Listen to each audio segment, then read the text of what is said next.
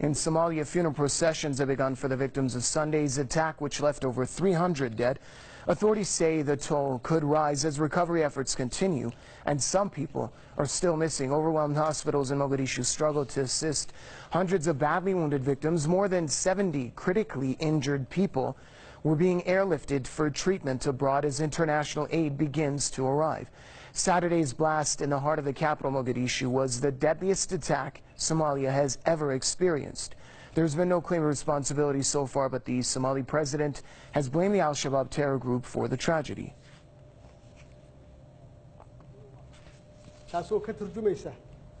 This was a tragic incident, and it's a sign that Al-Shabaab continues to target innocent civilians. The Somali public needs to know now more than ever of the group's evil plans. Today, it has once again attacked a civilian-populated area.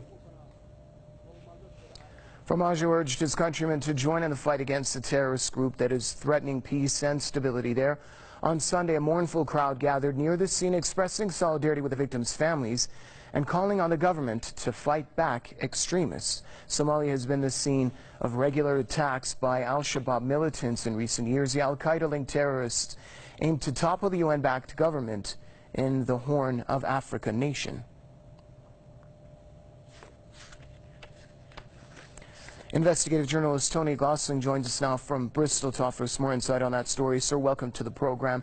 The question is, would further assistance from the international community towards the UN-backed government of Somalia prevent incidents like the ones that happened yesterday from happening? Well, look, this Saturday's attack, I think actually Mohamed Abdullah Farmajo, the president of Somalia, needs to get some better advisors, because his words blaming this immediately on Al-Shabaab really need to be questioned. I think we need to look at for a start, Al-Shabaab's attacks, almost always they claim them. They're much, much smaller scale than this. A car bomb which kills a few people, that sort of attack. And they don't actually have the means and the motive to have carried out this attack.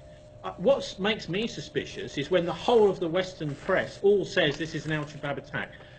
First of all, what is the motive of Al-Shabaab just blowing up randomly, killing 300 people, injuring 500 in the middle of Mogadishu? Except as a threat to the country. Also, many people have been saying that they don't have the means. They don't actually have the expertise in explosives and the ability to create bombs like this. I would suspect, actually, that this is much more likely to have, in fact, some people have been saying this, they must have had assistance from outside. From where exactly outside?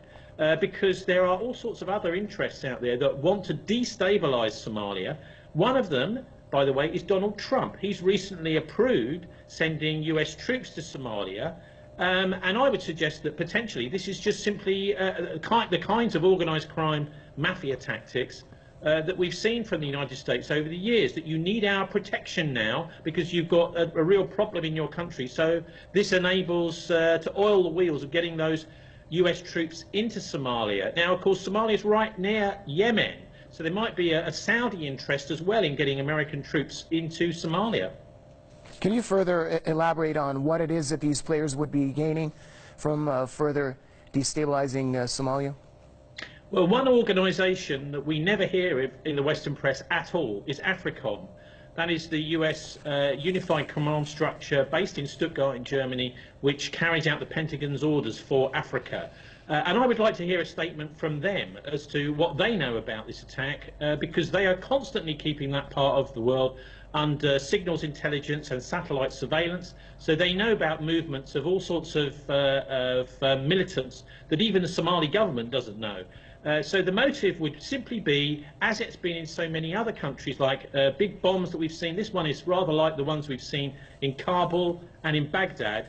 The good old American program of the war on terror, Sure, which is to destabilize countries in order to get their presidents crying out for US support. And this is exactly what we saw in the 1980s under Operation Gladio in Europe, which was run by the CIA and MI6 to blow up innocent civilians in European countries in order to really get them behind US foreign policy. So I actually think that there needs to be some real re-looking at this to see whether it actually is Al-Shabaab that's done it.